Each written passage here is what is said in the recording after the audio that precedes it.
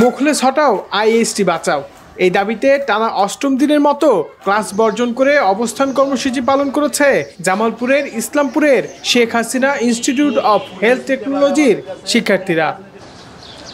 গত ১৯ মে থেকে বিভিন্ন অনিয়মের অভিযোগ এনে প্রতিষ্ঠানটির প্রভাষক ডাক্তার শাহ মোহাম্মদ মোখলেসুর রহমানের বহিষ্কার দাবিতে আন্দোলন শুরু করেন শিক্ষার্থীরা।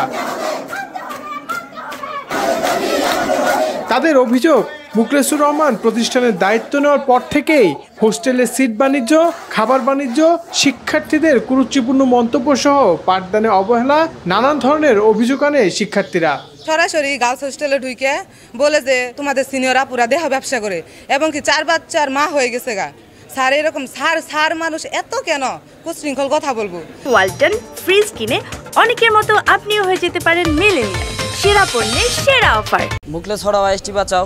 আমরা নানানভাবে এই প্রতিষ্ঠানে আসার পর থেকে জিম্মি হয়ে থাকছি। স্যার, আমাদের মিল বাণিজ্যের সঙ্গে জড়িত, প্রত্যেক মাসে প্রায় 2 হোস্টেল থেকে প্রায় 1.5 লাখ টাকার মতো সরিয়ে দেয়, যা কলেজ ফান্ড নামে চালিয়ে দেয়। সবচেয়ে নিম্নমানের খাবার খাওয়ানো হতো, কেন আমরা মাসে ২৬০০ টাকা দিয়ে সর্বোচ্চ নিম্নমানের খাবার খাবো? 5 দিন ধরে ক্লাস বন্ধ করে আমরা কর্মসূচিতে আছি। কোনো টিচার আমাদেরকে এখনো পর্যন্ত দেখতে আসে না। কেন আমরা কর্মসূচিতে আছি বলি কি কোনো টিচারই আমাদেরকে দেখতে আসবে না?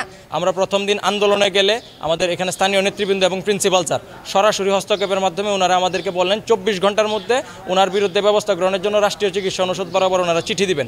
কিন্তু 24 ঘন্টা পেরোতেই ওনাদের শুরু হয় তালবাহানা। নাইট গার্ড থেকে শুরু করে সকল কর্মচারীদেরকে এখান থেকে সরায় নিছে। এ বিষয়ে শিক্ষক মুখলেসের কাছে মুঠোফোনে জানতে চাইলেও কল রিসিভ করেননি তিনি। এদিকে আন্দোলনের প্রথম দিন সমাধানের আশ্বাস দিলেও পরবর্তীতে এখন পর্যন্ত কোনো সুরাহা দেয়নি প্রতিষ্ঠানটির অধ্যক্ষ ডাক্তার মুজিবুর রহমান।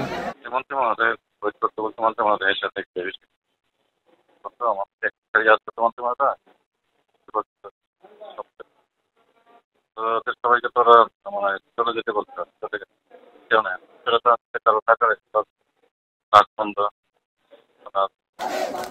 দ্রুত সময়ের মধ্যে অভিযুক্ত শিক্ষকের বিরুদ্ধে প্রয়োজনীয় পদক্ষেপ নেবে সংশ্লিষ্ট কর্তৃপক্ষ, এমনটাই প্রত্যাশা শিক্ষার্থীদের।